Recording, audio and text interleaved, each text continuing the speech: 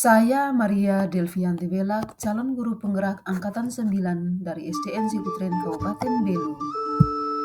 Video ini berisi koneksi antar materi modul 1.4 Budaya Positif.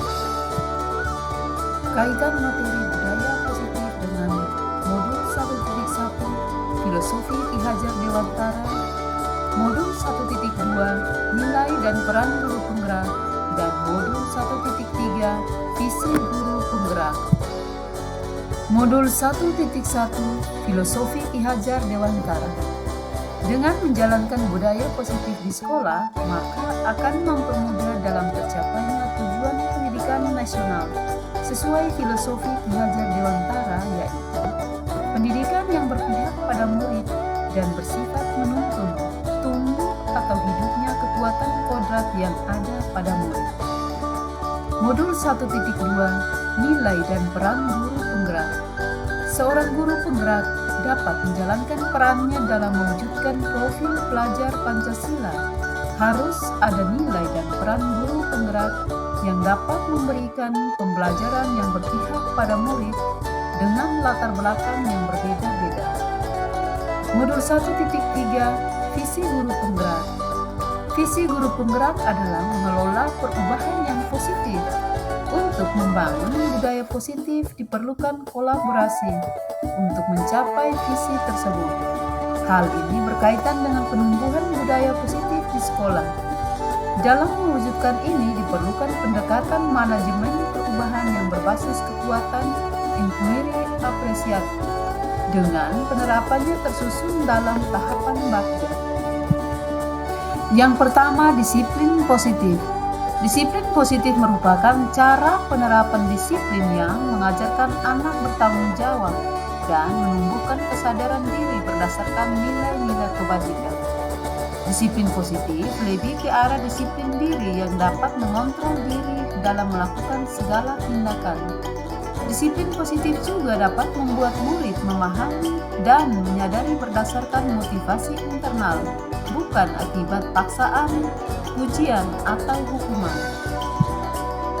Yang kedua, motivasi perilaku manusia. Guru harus memahami motivasi perilaku manusia. Terdapat 3 motivasi perilaku manusia. Yang pertama, untuk menghindari ketidaknyamanan atau hukuman. Yang kedua, untuk mendapatkan imbalan atau penghargaan dari orang lain. Dan yang ketiga, untuk menjadi orang yang mereka inginkan dan menghargai diri sendiri dengan nilai-nilai yang mereka percaya. Saat guru memahami ketiga motivasi perilaku manusia tersebut, maka guru dapat menilai motivasi perilaku apa yang ada pada diri murid.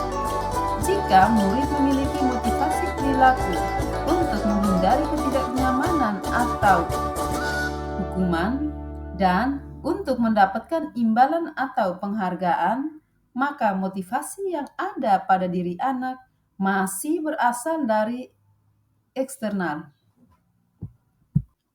Sehingga guru berupaya untuk dapat menumbuhkan motivasi internal dalam diri siswa agar dapat memunculkan pribadi menjadi orang yang mereka inginkan dan menghargai diri sendiri dengan nilai-nilai yang mereka percaya.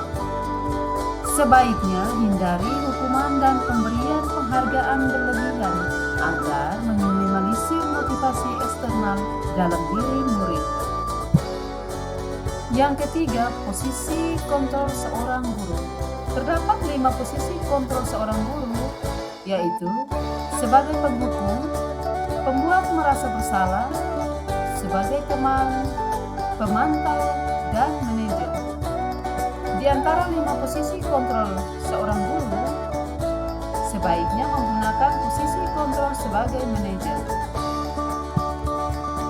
Sebagai manajer, guru berbuat sesuatu bersama murid, mempersilakan murid, mempertanggungjawabkan perilakunya, dan mendukung murid agar dapat menemukan solusi atas permasalahannya sendiri. Posisi manajer mengacu pada restitusi yang dapat menjadikan murid sebagai manajer bagi dirinya sendiri, sehingga tercipta identitas positif. Yang keempat, keyakinan kelas.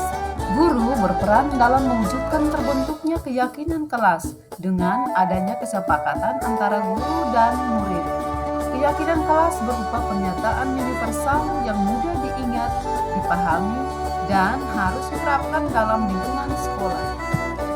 Yang kelima, segitiga restitusi dalam penyelesaian masalah. Guru yang berperan sebagai manajer menggunakan segitiga restitusi dalam penyelesaian masalah melalui 3 tahapan, yaitu menstabilkan identitas, validasi tindakan, dan menanyakan keyakinan.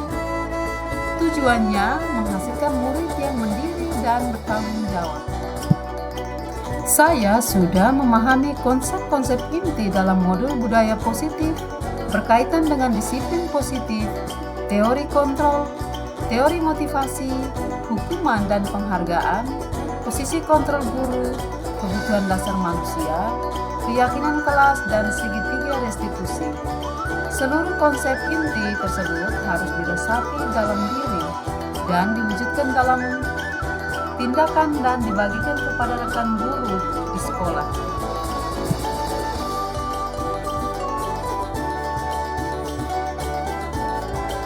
Perubahan yang terjadi pada cara berpikir saya dalam menciptakan budaya positif di kelas maupun di sekolah adalah saya menyadari posisi kontrol yang biasa saya lakukan adalah sebagai penghukum dan pemantau, seharusnya sebagai manajer dengan cara menangani masalah dengan menggunakan segitiga restitusi. Pengalaman yang saya alami terkait penerapan konsep-konsep inti dalam modul budaya positif di sekolah adalah saya menangani siswa yang sering terlambat ke sekolah.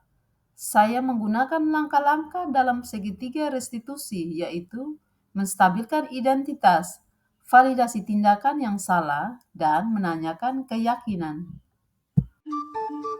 Perasaan saya dalam menangani permasalahan murid dengan penerapan segitiga restitusi adalah saya sangat termotivasi untuk terus memperbaiki diri sesuai dengan nilai-nilai budaya positif di sekolah. Hal yang sudah baik menurut saya adalah sudah mulai munculnya motivasi internal pada murid untuk melaksanakan budaya positif sesuai dengan nilai-nilai kebajikan yang diyakini. Yang harus diperbaiki adalah posisi guru harus sebagai manajer. Selain konsep-konsep dalam modul ini, hal lain yang menurut saya penting untuk dipelajari dalam proses menciptakan budaya positif adalah melakukan kolaboratif antara sekolah dan orang tua murid agar budaya positif ini jangan hanya dilakukan di kelas atau di sekolah saja, namun juga di rumah, agar menjadi suatu kebiasaan atau karakter saat berada di lingkungan sekolah maupun lingkungan manapun. Terima kasih. Salam guru penggerak. Guru bergerak Indonesia maju.